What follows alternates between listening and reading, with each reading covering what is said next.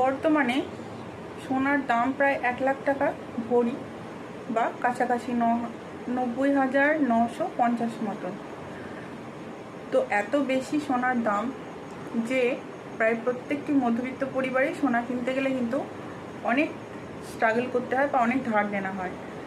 তো সোশ্যাল মিডিয়ায় একটা ট্রেন্ড দেখছি যে বেশিরভাগ লোকজনই বলছে যে এখন মেয়েকে হচ্ছে বিয়েতে যে ভরি ভরি সোনা দেওয়ার চল, সেইটা কিছুটা হলেও এই ট্রেন্ড বন্ধ করার দরকার আছে। তো কথাটা অনেকাংশে ঠিকই, কারণ যাদেরকে 10 ভরি 15 ভরি ডিমান্ড করা হয় তাদের কিন্তু অনেক কষ্ট হয়। তো আপনারা কি বলেন, এই ট্রেন্ডটা কি থাকা উচিত না বন্ধ করা উচিত? আমার তো মনে হয় এই ট্রেন্ডটা তেমনভাবে প্রয়োজনীয় নয় এখনকার যুগে, কারণ আমরা মোটামুটি সবাই কেনা বা বিভিন্ন রকমের জাঙ্ক জুয়েলারি পরতেই পছন্দ করি, মেয়েরা, ইয়াং মেয়েরা।